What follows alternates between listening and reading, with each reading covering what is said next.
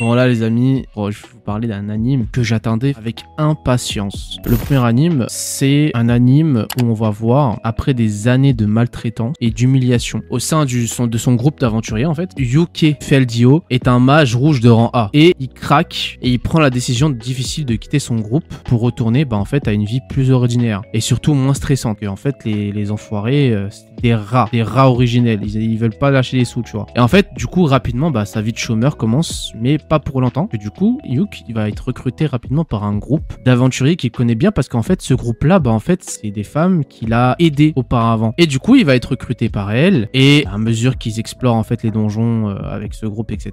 Et en fait, la véritable puissance de Yuke commence à se révéler. Parce qu'en fait, ce qui est intéressant dans cet anime, c'est qu'en gros, en fait, ils peuvent filmer leurs combats dans les donjons et les mettre en live. Et du coup, tout le monde voit en gros les combats que font les aventuriers en général. Et donc Yuke de base il n'était pas mis en avant par l'ancien groupe. Et là du coup vu qu'il est mis en avant, les gens se rendent compte qu'il est vraiment très très fort. Donc voilà, l'anime c'est quoi les gars? L'anime c'est I left my rank party to help my former student reach the dungeon death. Donc en fait nous sommes dans un genre shonen, fantasy, aventure et action. L'anime est sorti le 11 janvier 2025. Il y aura un nombre total d'épisodes de 24. L'anime est disponible en voice TFR sur Crunchyroll et le studio d'animation BN Pictures. Donc les gars, le prochain anime. Alors là, celui-là les gars, c'est la pépite en question que je vous disais en début de vidéo. Donc nous sommes dans le monde du crime organisé et des tueurs à gages. Là, ça vous met un peu dans le bain. Et en fait, le nom de Taro Sakamoto résonne comme celui d'une légende. Il est adulé par ses pairs et craint de tous les malfaiteurs. Et ses compétences hors du commun, en fait, lui permettent de venir à bout de n'importe quelle mission. Il n'a jamais échoué à aucune mission. Mais un jour, il va tomber amoureux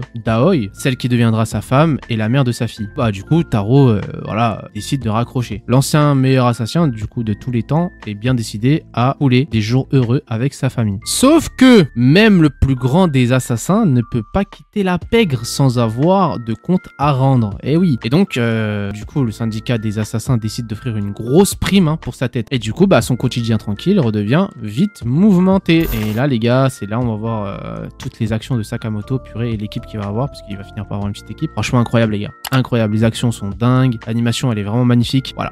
Donc, l'anime, c'est quoi? C'est Sakamoto Days. Nous sommes dans un genre shonen, action et comédie. L'anime est sorti le 11 janvier 2025. Et petite précision, il y aura 2 parties pour cet anime. Une partie en janvier 2025, donc une partie 1, et une partie 2 en juillet 2025. Donc il y aura 2 parties. Il y a un nombre total d'épisodes de 11 pour la partie 1, donc à mon avis, peut-être qu'il y en aura 11 aussi ou 12 pour la partie 2, je sais pas, je pourrais pas vous dire. L'anime est diffusé sur Netflix, en voice TFR, pas de VF pour l'instant. Et le studio d'animation, c'est TMS Entertainment, tout simplement les gars. Dites-moi en commentaire si vous avez lu le manga. En tout cas les gars, à la semaine prochaine pour une nouvelle vidéo. N'oubliez pas le petit like, le petit abonnement, le petit commentaire, ça me fait énormément zizir, et je vous dis à la semaine prochaine.